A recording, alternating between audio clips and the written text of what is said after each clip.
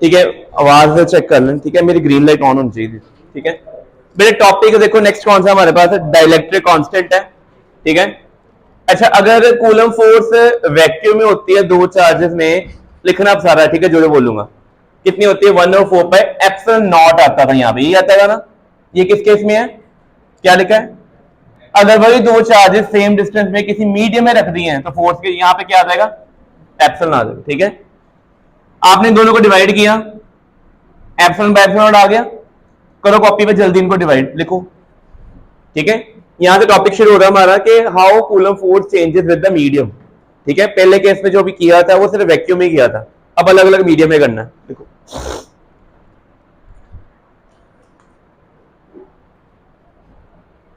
To the point सिर्फ ये लिखना FM एंड FO। ठीक है, बाकी नोट्स में भेज दूंगा, नोट्स में सारी चीजें लिखी हुई है। ठीक है, FM कितना है ये, FO कितना है ये, दोनों को डिवाइड करो, देखो क्या ये आ रहा है, क्या यहां तक पहुंच रहे हो, बाकी चीजें कट जाती हैं। चार्जेस भी सेम है, सेपरेशन भी सेम है, डिफरेंस किस चीज का, मीडियम का, परमिटिविटी इज नॉट सेम। ठीक है, सिर्फ एक्सप्रेशन लिखनी, थ्योरी नहीं लिखनी।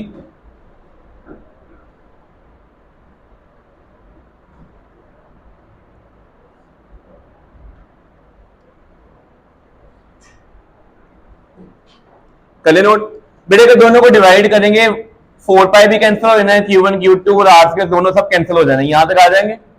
ये जो रेशियो होती है ना, permittivity of the medium to the permittivity of free space, इसको बोलते हैं रिलेटिव परमिटिविटी। क्या बोले इसको, रिलेटिव। ठीक है, एक मीडियम दूसरे मीडियम से कितना ज्यादा परमिटिविटी शो कर रहा है या लेस कर रहा है, वो कौन बताएगा, एप्सिलॉन नॉट। इसका अनदर नाम क्या होता है, कैपिटल K लिखना है, स्मॉल k नहीं लिखना, इसको बोलते हैं डाइलेक्ट्रिक कांस्टेंट।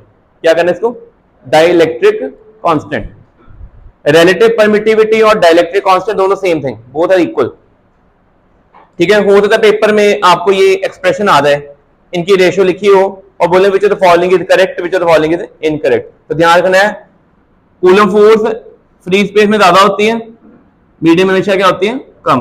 बट परमिटिविटी क्या होती है, मीडियम की ज्यादा, फ्री स्पेस की क्या होती है, कम होती है।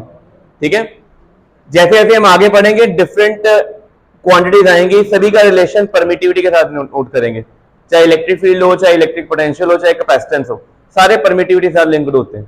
ठीक है, परमिटिविटी का मेन एम पर्पस क्या है, it tells about the force, coulomb force in different medium.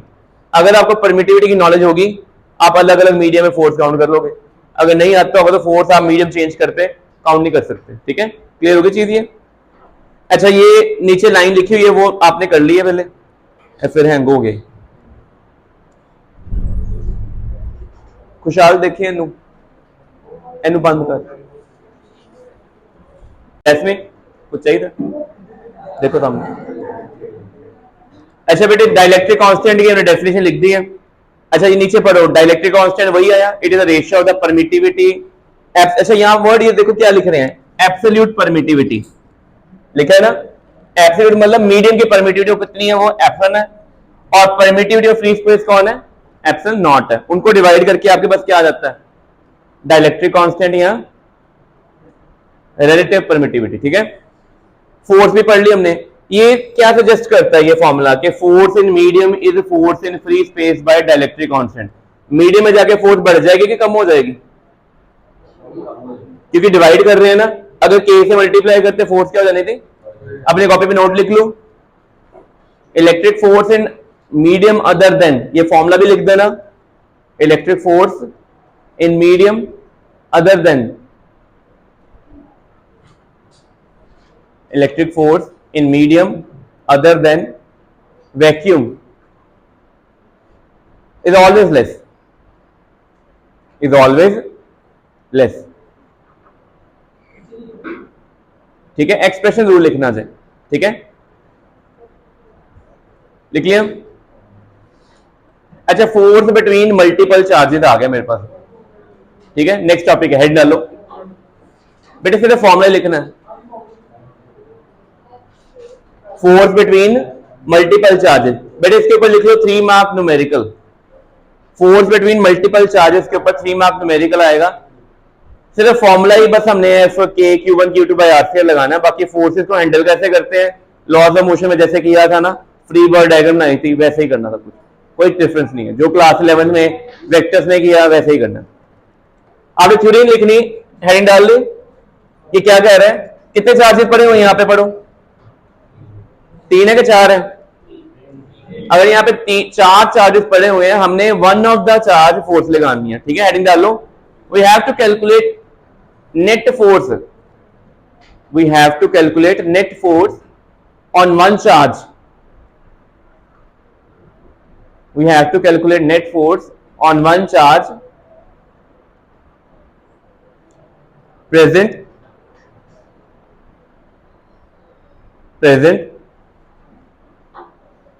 in the group of multiple charges, present in the group of multiple charges। अब बड़े अच्छे से डायग्राम ड्रॉ करनी है पहले तो, ठीक है, डायग्राम ड्रॉ करो इसको।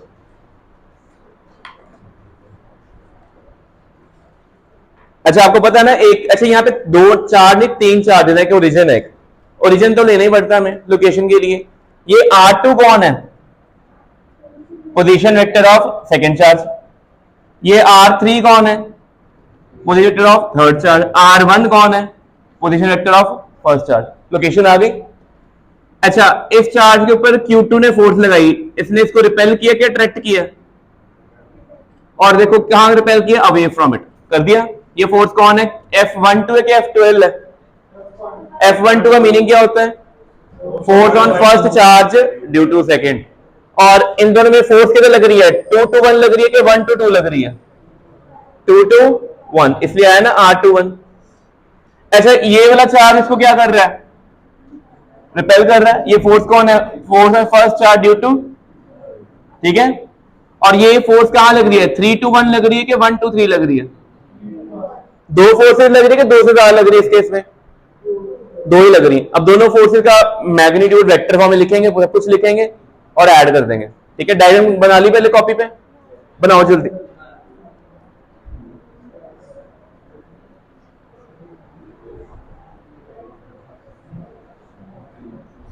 बन गया डायग्राम। अच्छा जिन्होंने डायग्राम ड्रॉ कर ली है, F12 ਤੇ F13 ਦੀ वैल्यू लिखो जो ਅਸੀਂ ਉਹਨੇ लिखी थी पहला, ठीक है। Using coulomb law in vector form लिखा था ना अभी प्रॉपर, वैसे ही वैल्यू लिखो F12 और F13 में। आपको ये पता होना चाहिए कि F12 में R21 आना है कि R12 आना। ये क्लियर है कि इस केस में R21 आना, R12 क्यों नहीं आया, लग गया पता। और इस केस में F13 में R31 आना, लिखो इनको।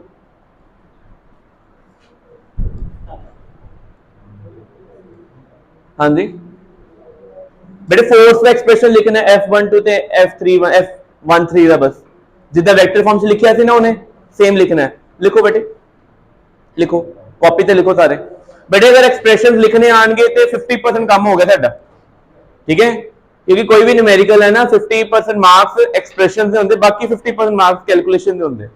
अगर एक्सप्रेशन लिखने आ गए, कैलकुलेशन ना भी होवे तां भी तुहानू 3 जो 1.5 मिल जाना। डायग्राम बहुत अच्छी बननी होनी चाहिए, ठीक है, डायग्राम ना गलत होवे। स्केल यूज करना है, प्रॉपर स्केल पेंसिल ना बनानी डायग्राम। अच्छा हो गया, नोट कर लिया, डायग्राम क्लियर है, चलो। अच्छा बेटे बताओ फिर क्या ये ठीक लिखा है F12? कोई थ्योरी नहीं लिखनी, सिर्फ ये लिखना है, ये ठीक है कि नहीं है। ये आ गया, कर लिया, हमें आता है। F13 भी लिखना आता है। कोई डाउट किसी को बता दो कि यहाँ पे 3-1 क्यों आया, क्लियर है ना सब कुछ। रिजल्टेंट वेक्टर एडिशन, ये F1 क्या है, net force on first charge. First charge पे कौन कौन फोर्स लगा रहा है, सेकंड और 2 जने फोर्स लगा रहे हैं, क्या आएगा F12 प्लस F13, ठीक है बेटे, क्लियर होगी चीज। ये एक्सप्रेशन लिखो, वैल्यू लिखो, आंसर बताओ, चलो लिखो जल्दी। थ्योरी नहीं लिखनी, थ्योरी नोट में मिल जाएगी सारी। अगर बोर्ड में न्यूमेरिकल भी आता है, ठीक है, तो न्यूमेरिकल में तो बिल्कुल कोई थ्योरी नहीं लिखनी, ठीक है। अगर मान लो कि ये कहते कि आपको पेपर में पहले ही सेटअप दे दे चार्जेस का और बोलने के रिजल्टेंट शो करके दो, तब हार्डली हमें 1 या 2 लाइन लिखनी है, वो भी इंट्रोडक्शन में कि 2 या 3 चार्जेस हैं, यहाँ पे पढ़े हैं बस। देन सीधा ही force on first charge due to second, force on first charge due to third, net force, काम खत्म। यहां तक हो जाएगा बेटे। कितने चार्जेस है यहाँ पे, दो चार्जेस है कि तीन थे? तीन चार्जेस है, फोर्स किसके ऊपर निकाल लिया? एक के ऊपर। अब क्वेश्चन क्या कहता है आगे, यहां तक नोट कर लिया। आगे कहते हैं स्पेशल केस, अगर सिस्टम में कितने चार्जेस हो, पढ़ो, ये सिस्टम है n नंबर ऑफ चार्जेस, तो फोर्स क्या हो जाएगा? देखो पहले चार्ज के ऊपर फोर्स कौन लगाएगा? सेकंड लगाएगा, फिर कौन लगाएगा? फिर कौन लगाएगा? फोर्थ, फिर फिफ्थ, फिर ऑन n। ये लाइन लिखनी है पूरी, ये लाइन लिखो कॉपी पे, ठीक है। Similarly if system has n charges, वहां तक qn तक, बस द नेट फोर्स, सिंपल ये लिखना, ठीक है। सुमेशन क्यों लगाया पता आपको? सुमेशन सम करने के लिए। जस्ट देखो मैं बताता हूं, पहले ये लिख लो, ये एक्सप्रेशन ये वाला कैसे बनता है मैं बताता हूं, पहले आपने यहां तक लिख लो, ये लाइन लिखो, ये लिखो, मैं एक्सप्रेशन नोट करके दिखाता हूं।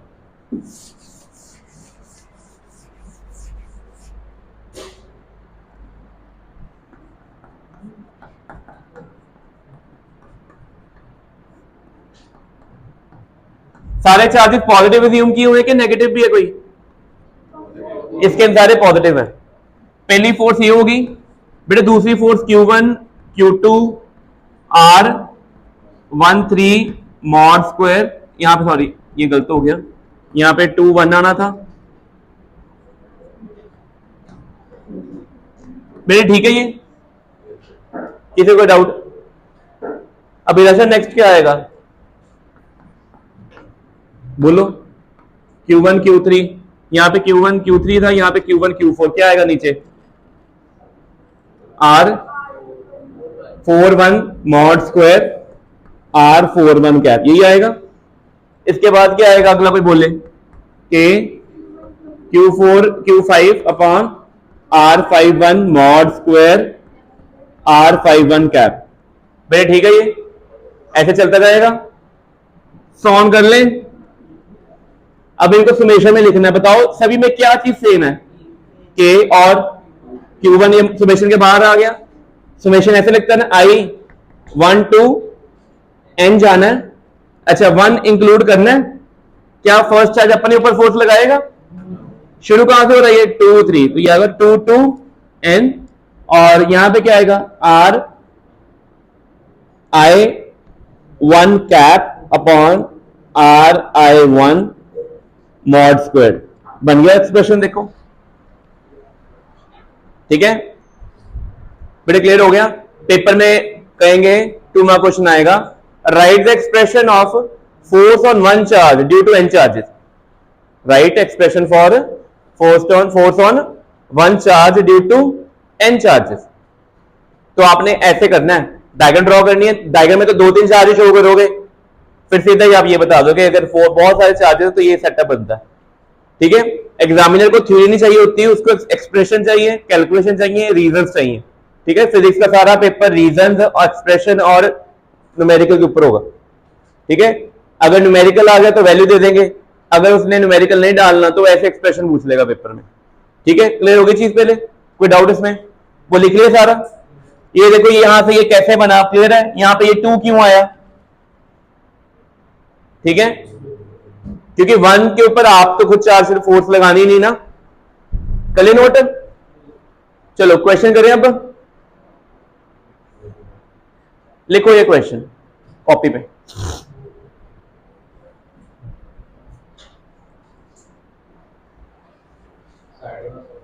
लिखो जिन्होंने एक्सप्रेशन लिख लिया क्वेश्चन लिखो बेटे, इसको घर जाकर ड्रॉ कर लेना।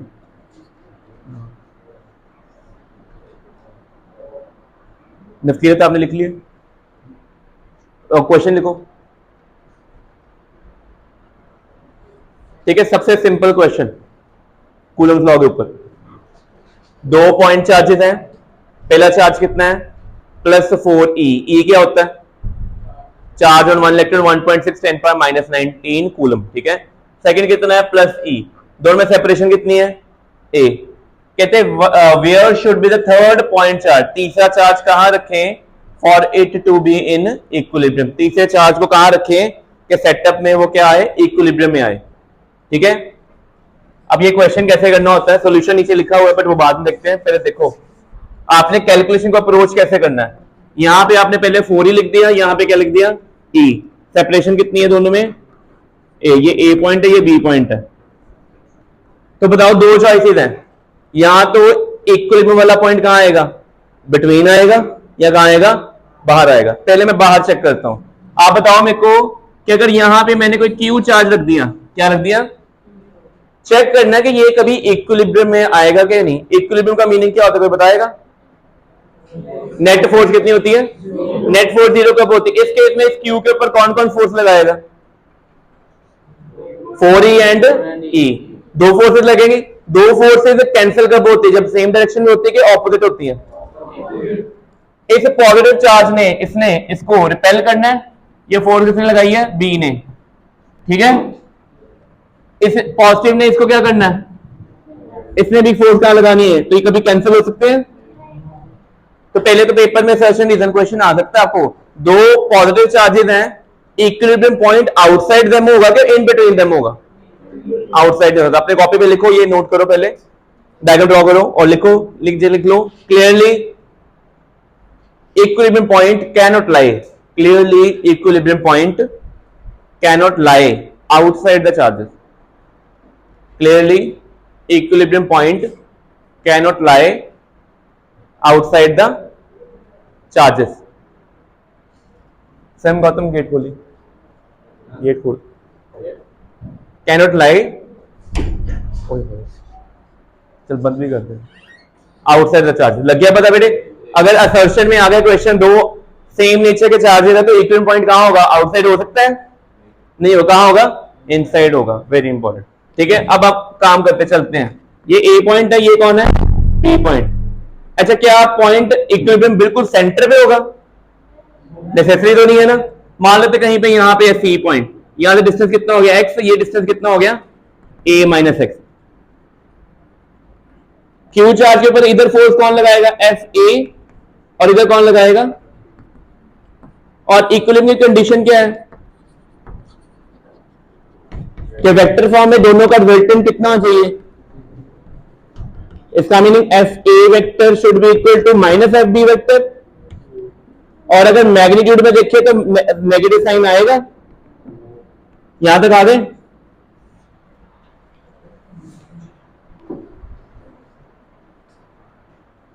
ये चीज क्लियर होगी, पहले ऑपोजिट है ना, आपको याद है पैरेललोग्राम लॉ का स्पेशल केस किया था, जब दो वेक्टर ऑपोजिट होते हैं रिजल्टेंट कैसे आता है, सिंपल माइनस करके या ऐड करके, अगर ऑपोजिट होते हैं, और अगर सेम डायरेक्शन में हो, और अगर एंगल थीटा पे हो, root f1 square plus f2 square 2f1 f2 cos theta. ये चीज क्लियर है ना। तो इस केस में आप simple f1 a minus fb 0 भी लिख दोगे तब भी आंसर आ जाएगा। ऑपोजिट फोर्सेस बहुत इजी होती है हैंडल करनी, ठीक है। ऑपोजिट फोर्सेस में कोई डायरेक्शन लेने की जरूरत भी नहीं होती, सिंपल माइनस करना होता है, और सेम डायरेक्शन वालों को सिंपल ऐड करना होता है, ठीक है। अच्छा बताओ fa का एक्सप्रेशन क्या होगा, बताओ fa का, आपका पीरियड है, थर्ड है ये, बिल्कुल ले दो आज मिलेंगे, आज कर लो, कल ले लो, आज कर लो, सिलेबस मेरा कैसे होगा, प्लस 2 का नहीं हो सकता, आज को बंद कर लो, आज कर लो। प्लस 1 में। अच्छा देखो बेटे एफ ए कितना होगा, आराम से बताना।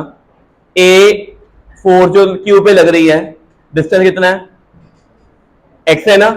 एफ ए का एक्सप्रेशन कावे चड्डा बताओ, एफ ए का एक्सप्रेशन क्या आएगा, बताओ सोचो, बोल एफ ए कितना होगा। ये वाले चार्ज ने इसके ऊपर, ये क्यू है, पहला चार्ज कितना था 4e, दो में डिस्टेंस कितना है, फॉर्मूला बोल क्या होता है, क्या लिखते हैं यहाँ पे, क्या आता है यहाँ पे, के क्यू, और दूसरा चार्ज कितना है 4e है ना, डिस्टेंस कितना है एक्स स्क्वायर। दूसरा फोर्स बता, एफ बी क्या आएगा, के क्यू, और दूसरा चार्ज कितना है ई, डिस्टेंस कितना है, अभी बोल ये डिस्टेंस कितना है, ए माइनस, ये लिख लिया। अब इन दोनों को इक्वल करो, मेरे को जल्दी से बताओ आंसर कितना आएगा, एक्स कितना आएगा, ठीक है। ये नोट कर लिया, ये सारा जल्दी जल्दी कॉपी पे नोट करो, लिखो, आंसर कैलकुलेशन करो।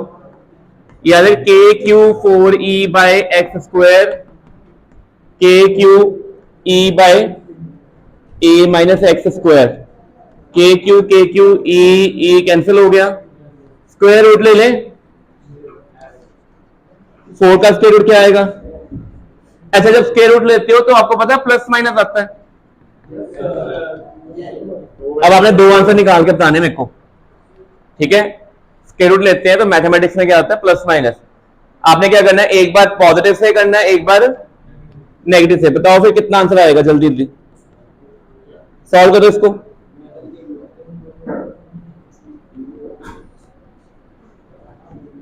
बेटे जल्दी करो, आंसर बताओ कितना आएगा।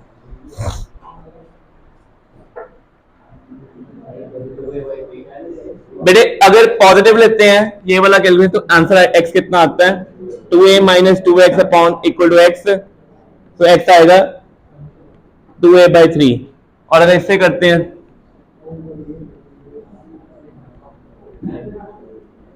इनमें से एक ऑप्शन रिजेक्ट करनी है, कौन सी रिजेक्ट करेंगे?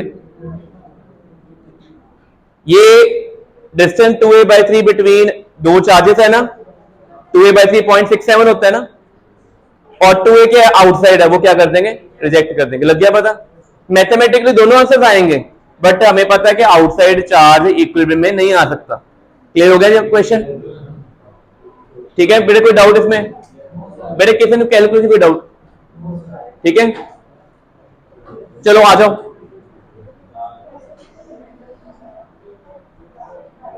चलो चलो कोई बात नहीं, एनो नोट। अगला क्वेश्चन देखो बेटे, नेक्स्ट क्वेश्चन देखो, लिखो बेटे, आवाज ना क्वेश्चन लिखो नेक्स्ट। ठीक है, तो थोड़ा दो इक्वल पॉजिटिव चार्जेस हैं, कितने कितने हैं? 2 माइक्रोकूलम, और third positive charge 3 microcoulomb situated in the figure shown, figure दी हुई पेपर में। ठीक है, ये ए, ये बी, और वो क्या है? C point. कहते हैं कैलकुलेट मैग्नीट्यूड एंड डायरेक्शन। देखो पेपर में सिर्फ मैग्नीट्यूड बोला हो वो बड़ा इजी होता है काउंट करना, ठीक है? डायरेक्शन के लिए आपको वेक्टर फॉर्म साथ में लिखनी पड़ती है। बोला ना डायरेक्शन किसके ऊपर निकालनी? फोर्स 1 के ऊपर, 2 माइक्रोकूलम के ऊपर कि 3 माइक्रोकूलम के ऊपर? अच्छा, फिगर कौन सी बन रही है? ट्रायंगल बन रही है। ट्रायंगल की कोई शेप लग रही है कि सिमेट्रिकल काइंड ऑफ है? ये 3 है, ये 3 है, 6 हो गया, ये 4 है, ये इक्वेटर है 6 4 में कोई आइसोसेलेस लग रही है बट इक्वेटर नहीं लग रही। ठीक है, क्योंकि पाइथागोरस से ये 5 और ये 6 आया है। ठीक है, so it is isosceles shape. ठीक है, डायग्राम जल्दी से कॉपी पे लिखो, फिर क्वेश्चन करते शुरू। ठीक है, आपने जब भी मल्टीपल चार्जेस से फोर्स निकालनी है ना, आपने vector form I cap, J cap, के कैप लेके करना है। ठीक है, कभी भी आप जैसे इन्होंने सेपरेटली किया होगा ना एंगल लेके, वो अप्रोच ना यूज करना, हमेशा क्या यूज करो? आई कैप, जे कैप, के कैप। ठीक है, बड़ी जल्दी आंसर आ जाते हैं उससे। ठीक है, देखो यहां पे ए चार्ज है, ए पॉइंट, यहां पे कौन है? बी पॉइंट, यहां पे कौन सा पॉइंट है? सी। ओरिजिन कहां पे चूज करें? इस जगह पे ओरिजिन ले लें, तो ये डायरेक्शन कौन सी होगी? Y axis. ये कौन सी होगी? -y। और ये वाली कौन सी डायरेक्शन होगी? X axis. ये ठीक है। अलोंग एक्स एक्सिस कौन सा यूनिट वेक्टर होता है? Along y axis, along negative y axis -j cap. ठीक है, यहां पे कितना चार्ज है? Q। यहां पे भी कितना है? Q। यहां पे मान लो कैपिटल Q। स्मॉल q कितना दिया हुआ है? 2 माइक्रोकूलम। कैपिटल Q कितना दिया हुआ है? ठीक है, अब जिससे पूछेगा वो बताएगा मेरे को। ये डिस्टेंस कितना है? 3, ये 4 है, ये 3 है। कावे जटा ये कितना है? AC। AC कितना है? हिमांशु कितना है? 2 है AC। रोहित पंडित कैसे 5? पाइथागोरस कैसे? बेटे कैलकुलेशन शो नहीं करनी एग्जाम में, पाइथागोरस प्रूव ना करने बैठ जाना, यहाँ पे सीधा आंसर लिखना होता। ठीक है, अच्छा पहला चार्ज ए है, ये कौन सा है? ए ने सी को रिपेल करना है कि अट्रैक्ट करना है? किधर करना? 4 इधर लगेगी। ये 4 किस पे लग रही है? सी पे लग रही है। किसके कारण लग रही है? Due to A.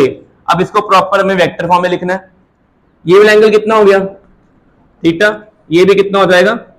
थीटा। ठीक है बेटे, साइड में डायग्राम नहीं ड्रॉ करेंगे। ये कौन सा फोर्स है? FCA है। इसका एक कंपोनेंट ये आ जाएगा और एक कंपोनेंट कहां आ जाएगा? ये कौन सा कंपोनेंट होगा? F C A cos theta, और ये कौन सा होगा? एफ सी ए। ठीक है। चल नवकीर बताओ फिर एफ ए सी का मैग्नीट्यूड कितना आएगा? 1/4πε0। पहला चार्ज क्यू कितना है? 2 माइक्रोकूलम। दूसरा कितना है? 3 माइक्रोकूलम। डिस्टेंस कितना है? बस ठीक है। एफ ए सी का मैग्नीट्यूड ठीक है। ऐसे ही इसका बताओ मैग्नीट्यूड कितना आएगा? एफ सी के ऊपर बी ने फोर्स कितनी लगाई? क्या ये सेम होंगे दोनों के? नहीं। तो एफ ए बी भी सेम आ गया कि नहीं आ गया? फर्क किस चीज का है? दोनों का मैग्नीट्यूड तो सेम है, डिफरेंस किस चीज का है? डायरेक्शन का। ठीक है। अच्छा इसकी भी डायरेक्शन लिख दें। एफ सी बी तो जा रहा है, इसका एक कंपोनेंट इधर आ जाएगा। क्या ये एंगल इक्वल होंगे दोनों के? नहीं। ये और ये एंगल इक्वल होंगे। क्यों? ये दो ट्रायंगल कॉन्ग्रुएंट है। 3 3 4 4 5 5 एस एस एस कॉन्ग्रुएंसी आ गई। ठीक है। ये थीटा आर एच एस भी आ गई, ये भी थीटा, ये भी थीटा। तो ये कंपोनेंट क्या आ गया? F C B cos theta. ये क्या आ गया? F C B. तो ठीक है। पहले जब एग्जाम में पेपर करते हैं ना, थ्योरी लिखनी होती है न्यूमेरिकल में, मेन डायग्राम। और अगर आपने डायग्राम में सब पार्ट्स बना रहे हो, क्योंकि अगर मैं यहां पे रिजॉल्विंग करता ना, ये चीज करता तो डायग्राम बड़ी कॉम्प्लिकेटेड हो जानी थी। मैंने उनको अलग से कर दिया। ठीक है। ये चीज क्लियर हो गई। मैग्नीट्यूड भी सेम है कि नहीं है? सेम है। हम इसको बोल देते हैं कि अब हमने सम करना नेट। एफ ए सी बताओ वेक्टर फॉर्म में कितना आएगा? हाँ, क्योंकि ये डिस्टेंस दोनों क्या है? सेम। डायरेक्शन अलग अलग है बट मैग्नीट्यूड क्या है? कौन सा? यहां पे भी ठीक, यहां पे भी सी ए आना था, सी ए, और यहां पे सी बी आना था। ठीक है। फोर्स ऑन सी लग रही है ना, जिसके ऊपर फोर्स लगती है वो पहले आता है ना। रिजल्टेंट सी पे क्या लगाए बताओ भाई? फॉर्मूला पढ़ा आपने। सी के ऊपर नेट फोर्स क्या होती है? सी के ऊपर ए ने कितनी फोर्स लगाई है? एफ सी ए प्लस एफ सी बी। यही है, कोई डाउट इसमें? एफ सी ए को वेक्टर फॉर्म में लिखना है। एफ सी ए का ये वाला कंपोनेंट आई कैप में है कि माइनस आई कैप में है?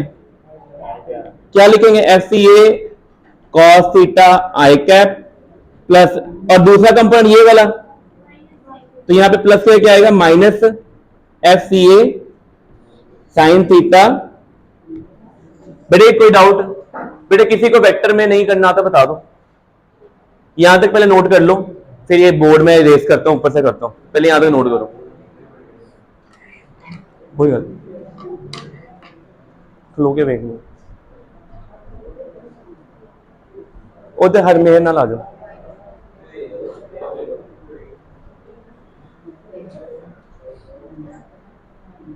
हाँ जी जाओ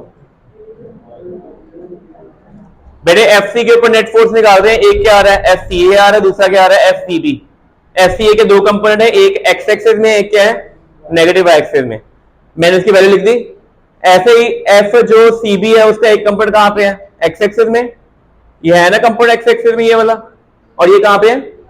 वाई एक्सिस में। दोनों पॉजिटिव है अब। ठीक है। ये सारा लिख लिया, डायग्राम ड्रॉ कर लिया। किसी डायग्राम रह गई हो बनाओ जल्दी।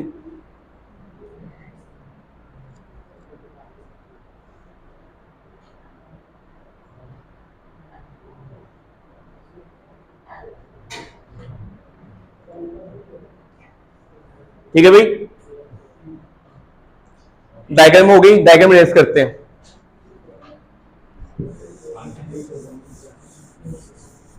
देखो इधर सी के ऊपर नेट फोर्स क्या आई थी? F C A cos theta I cap minus F C A sine theta J cap, और दूसरा क्या आएगा? F C B cos theta I cap plus F C B sine theta J cap. क्या magnitude सभी के same है? F C F C B के? कोई कटेगा इसमें? इसमें से कुछ कैंसिल होगा? आई कैप दोनों क्या है? ऐड हो रहे हैं कि सब्ट्रैक्ट हो रहे हैं? तो कैंसिल किसने होना है? ठीक है। और ये दोनों सेम है तो हम इसको 2 time FCA cos it I cap कह दें। चार्जेस कितने हैं? 2 माइक्रोकूलम, 3 माइक्रोकूलम और 5 स्क्वायर 25। बेटे इस ट्रायंगल में cos थीटा कितना आएगा, को बताए? cos थीटा इस ट्रायंगल में बेस कितना है? 4 और हाइपोटेन्यूज कितनी है? तो cos थीटा कितना है? 4/5। न्यूटन आई कैप डाल दो और कैलकुलेशन सॉल्व कर दो। डायरेक्शन भी आ गई, मैग्नीट्यूड भी आ गया। ठीक है, 3 मार्क क्वेश्चन। मल्टीपल चार्जेस में अभी हमने रिजल्ट लिखा था जिसमें एक चार्ज के ऊपर 2 चार्जेस ने फोर्स लगाई थी, हमने उसका रिजल्ट काउंट किया। ठीक है, कर ले नोट, लिखो।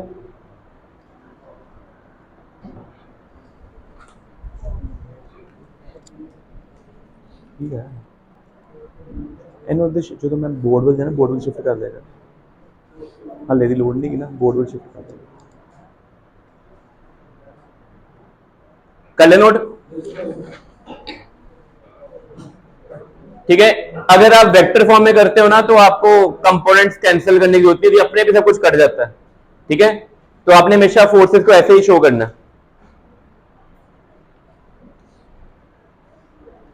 ठीक है, इलेक्ट्रिक फील्ड अगला टॉपिक है, बट उससे पहले हम रेस्ट नहीं लेनी, हमने न्यूमेरिकल करने। चलो अब ना कुछ क्वेश्चन है मेरे पास।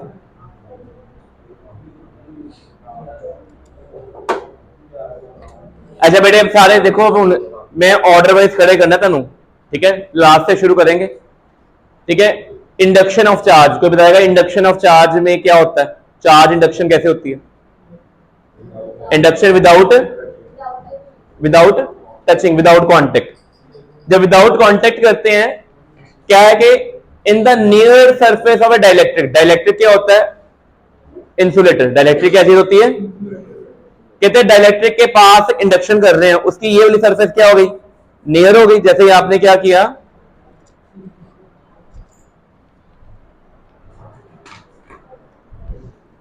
ये देखो बेटे, आंसर देना मेरे को। ये एक रॉड है, पॉजिटिव चार्ज है, ये एक डाइलेक्ट्रिक है, ये उसकी कौन सी नियर सरफेस है? नियर। ये कौन सी सरफेस है? फार। ठीक है, तो अब आपने बताना है ये डाइलेक्ट्रिक, मेटल नहीं है ये, क्या है ये? डाइलेक्ट्रिक। डाइलेक्ट्रिक मतलब नॉन मेटल। नॉन मेटल में तो वैसे चार्जेस मूव नहीं करते। ऑप्शन देखो क्या कहता है, कहता है जो नियर सरफेस पे इंडक्शन से चार्ज डेवलप होगा, पहले तो यहाँ पे कौन सा चार्ज आएगा? नेगेटिव आएगा। क्या नेगेटिव इक्वल होगा, लार्जर होगा कि लेस होगा? क्योंकि डाइलेक्ट्रिक है, डाइलेक्ट्रिक है तो हमेशा क्या होना है? लेस। अगर मेटल होती इक्वल एंड ऑपोजिट। ठीक है, याद रखो, कॉपी पे लिख लो, अपनी कॉपी पे पहला क्वेश्चन लिखो, ये नोट्स में लिखना है। ये असर्शन रीजन एमसीक्यू क्वेश्चन आता है। Induction the charge induced near the surface dielectric is, क्या होगा? Lesser and dissimilar. क्या होना है? Lesser and equal and dissimilar क्यों नहीं होना? अगर मेटल होती तो मेटल में सारे पॉजिटिव इस साइड और सारे नेगेटिव इधर आ जाते हैं जितना अप्लाई करते हो। अब क्या होना? उससे लेस ही होना है, इक्वल नहीं होने वाला। ठीक है, डाइलेक्ट्रिक में चार्ज सेपरेशन बड़ी मुश्किल से होती है, दे आर नॉन मेटल्स। तो जब भी चार्ज इंड्यूस होगा, it is always less than the applicable charge. जो उसके साथ नियर चार्ज पड़ा उससे हमेशा क्या होगा? कम होगा, बट होगा डिसिमिलर। और ये कौन सी सरफेस है? फार सरफेस है। इधर कौन सा चार्ज आएगा? Similar.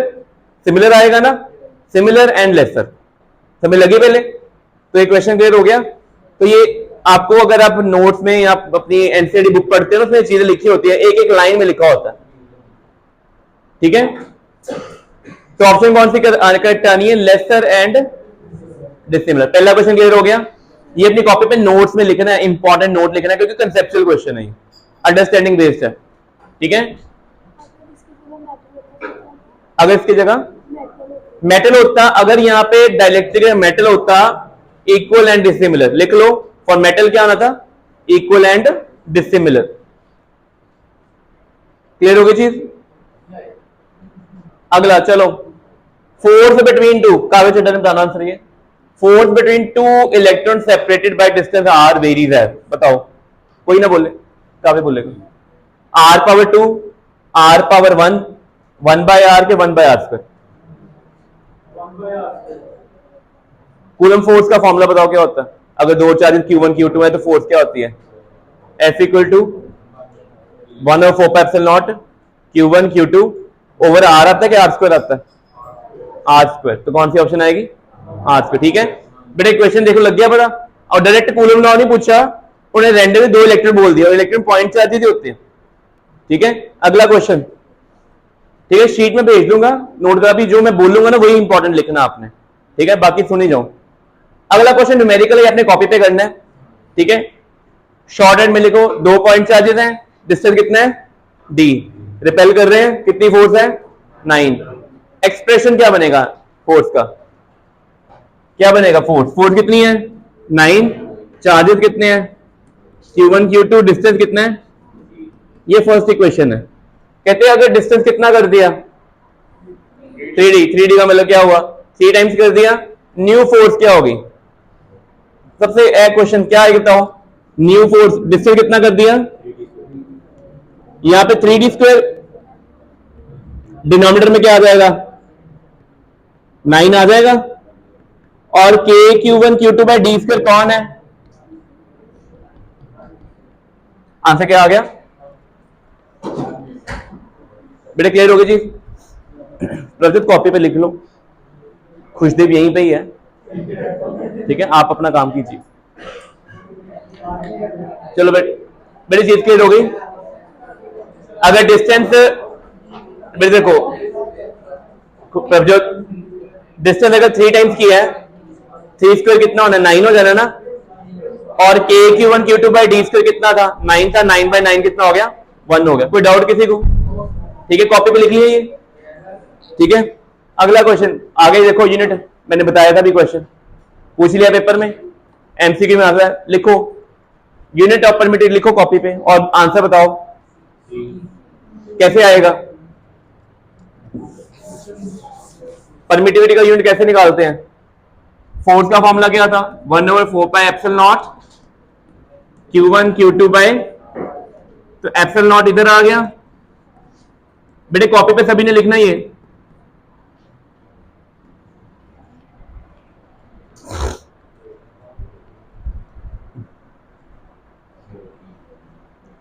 Q1 Q2 coulomb square,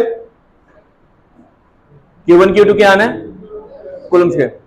और अभिजीत फोर्स का यूनिट क्या होता है, क्या न्यूटन डिनोमिनेटर में है कि न्यूमरेटर में है, तो n पावर न्यूटन पावर -1 आएगी कि +1 आएगी, और कहा डिस्टेंस स्क्वायर नीचे है कि डिनोमिनेटर में कि न्यूमरेटर में है,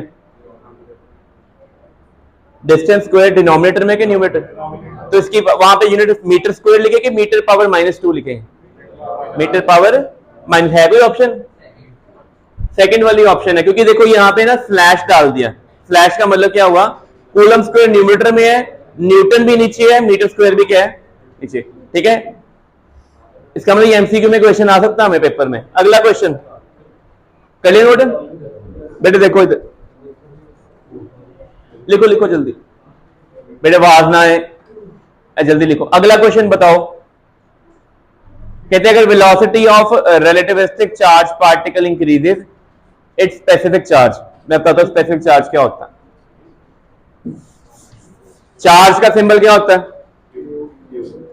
ठीक है एक नई चीज आपने पढ़नी है, स्पेसिफिक चार्ज। स्पेसिफिक चार्ज क्या होता है, चार्ज अपॉन कितना होता है, चार्ज अपॉन मास। यहां पे वर्ड क्या लिखा है बेटे, जो मास या जो पार्टिकल की स्पीड ऑफ लाइट के पास पहुंच जाए, उसके ज्यादा नहीं, उसके इक्वल भी नहीं, उसके पास हो जाए, उस पार्टिकल को क्या बोलते हैं, रिलेटिविस्टिक पार्टिकल। लग गया पता क्या कहते हैं। और रिलेटिविस्टिक पार्टिकल का मास हमेशा क्या कर जाता है, इंक्रीज। अपनी कॉपी पे लिख लो, रिलेटिविस्टिक पार्टिकल कौन होता है, पता होना चाहिए आपको, the particle which has speed, the particle which has speed near to the speed of light, the particle which has speed near to the speed of light एक पार्टिकल है जिसकी स्पीड ऑफ लाइट के पास पहुंच जाएगी, उसको हम relativistic particle कहेंगे, ठीक है। और उस पार्टिकल का जो नया मास होता है ना, वो ये होता है। नेक्स्ट पीरियड में आप +2 ए को भेज दोगे ना, +2 ए लेनी है। ठीक है बेटे, ये थर्ड पीरियड चल रहा है, सेकंड है। अच्छा बेटे, ये फॉर्मूला लिखो। ये एम नॉट क्या होता है? Rest mass. एम नॉट क्या होता है? जैसे ये चौक है, चौक का भी जो मास में नोट करूंगा वो कौन होगा? Am not. अगर इस चौक को मैं 2 × 10⁸ मीटर/सेकंड से मूव करवा दूं, तब इसका मास कौन होगा? एम। मास हमेशा ज्यादा हो जाता है, ठीक है, लग गया पता पहले? तो बताओ, चार्ज इनवेरिएंट, कॉपी पे लिखो, charge is invariant, it never changes. Charge is invariant, mass change कर जाता है, चार्ज नहीं करेगा अभी। तो स्पेसिफिक चार्ज पहले कितना था? Q/m। तो न्यू स्पेसिफिक चार्ज कितना आना है? Q/m √1 - v²/c²। डिनोमिनेटर डिक्रीज कर गया कि इंक्रीज कर गया? पहले सिर्फ Q/m था, अब क्या कर दिया? नीचे क्वांटिटी 1 में से कुछ माइनस हो रहा है, कुछ ऐड हो रहा है। तो ये डिनोमिनेटर डिक्रीज कर गया कि इंक्रीज कर गया? अगर डिनोमिनेटर डिक्रीज कर गया तो स्पेसिफिक चार्ज की हो जाएगा। लिखो एज, लिखो फॉर्मूला, लिखो एज मास इंक्रीजेज,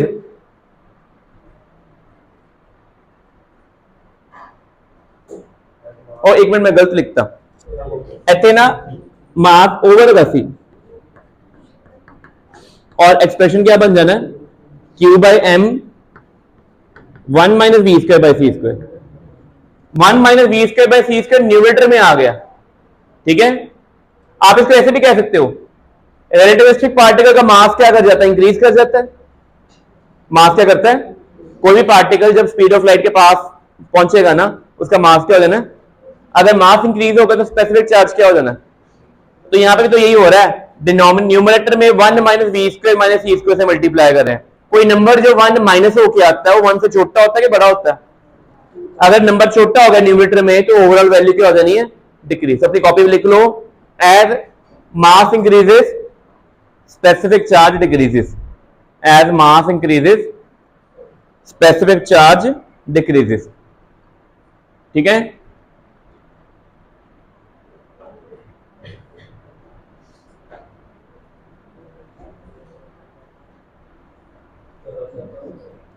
चलो आप चले जाओ बाहर। अच्छा चलो बताओ, अच्छा ये होमवर्क भी आपका बेटे, स्मॉलेस्ट यूनिट ऑफ चार्ज बेटे, EMU तो इलेक्ट्रोमैग्नेटिक यूनिट है, फ्रैंकलिन।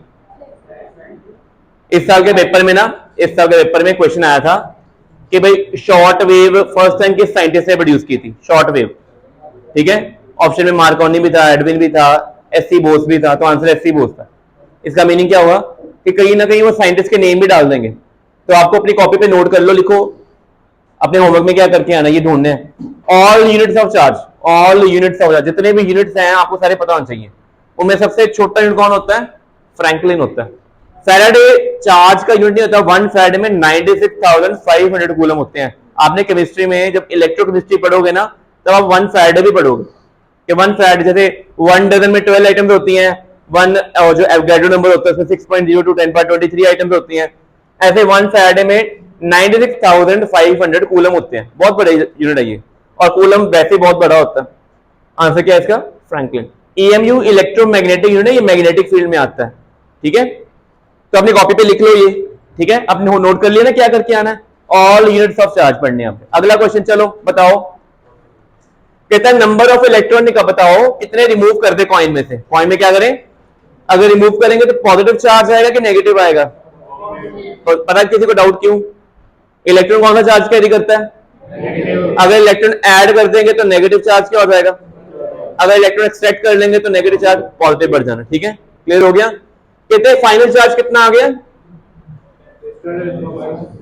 तो मैंने आपको डे 1 पे बताया था कि अगर 1 कूलम चार्ज डेवलप करना हो तो कितने इलेक्ट्रॉन रिमूव करने पड़ते हैं? डायरेक्ट आंसर आता है इससे। तो आप ऐसे करो, 1 कूलम के लिए कितने होते हैं? 6.25 10⁻18 इलेक्ट्रॉन रिमूव्ड। लिख लो कॉपी पे भाई, ठीक है। अगर आप इलेक्ट्रॉन ज्यादा रिमूव करोगे चार्ज भी ज्यादा आएगा, इलेक्ट्रॉन कम रिमूव करोगे चार्ज भी कम आएगा। तो दे आर डायरेक्टली प्रोपोर्शनल और इनडायरेक्टली। अगर यहाँ पे 1 कूलम में इतने चार्ज रिमूव करने पड़े तो 10⁻⁻6 कूलम में कितने चार्ज होंगे? डिवाइड करोगे 10⁻⁻6 से कि multiply?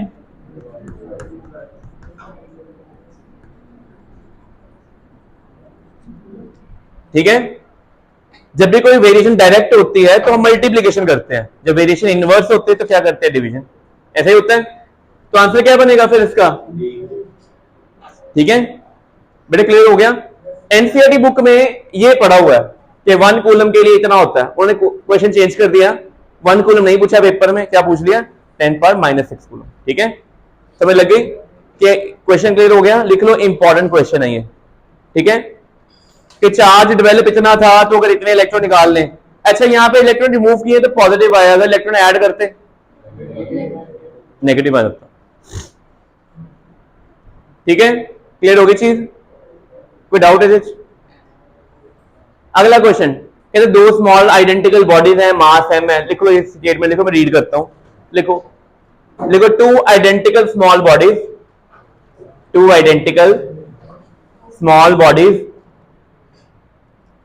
of mass m, 2 identical small bodies of mass m and charge q, mass m and charge q are suspended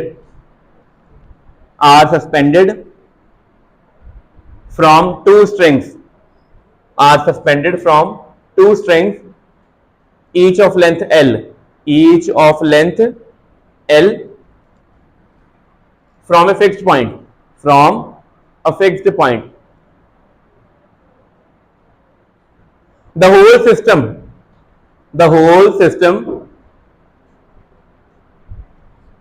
is taken into an orbiting, the whole system is taken into an orbiting artificial satellite. The whole system is taken into orbiting artificial satellite.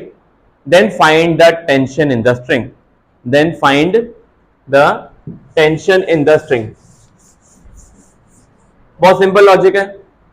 और कोई भी satellite जब अर्थ को orbit करती है, ठीक है, उसके अंदर वेटलेसनेस सिचुएशन अचीव होती है कि नहीं होती? आपने पढ़ा ना, कोई भी स्पेस स्टेशन जो अर्थ के अराउंड घूम रहा है ना, तो उसके अंदर कोई भी ऑब्जेक्ट है, ह्यूमंस हैं, वो सारे क्या कर रहे हैं वहां में? उनका वेट कितना होता है?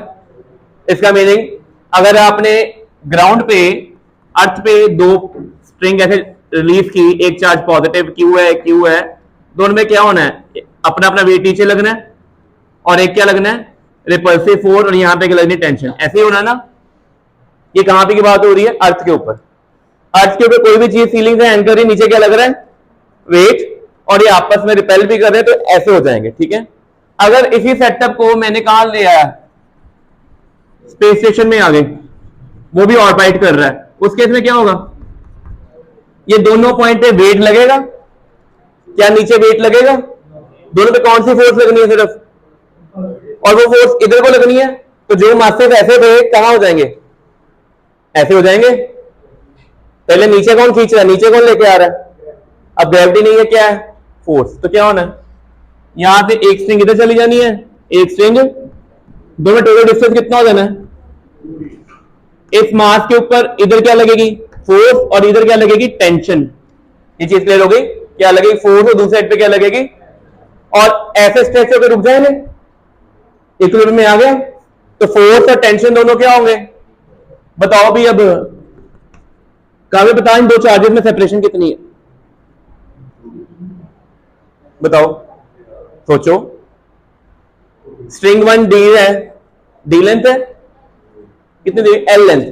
स्ट्रिंग 1 एल है, स्ट्रिंग 2 भी कितनी है? एल है। टोटल लेंथ कितनी हो गई? 12 हो गई ना। तो सेपरेशन टोटल कितनी होगी? 12। तो फोर्स क्या आएगी? के Q into Q upon 12 square.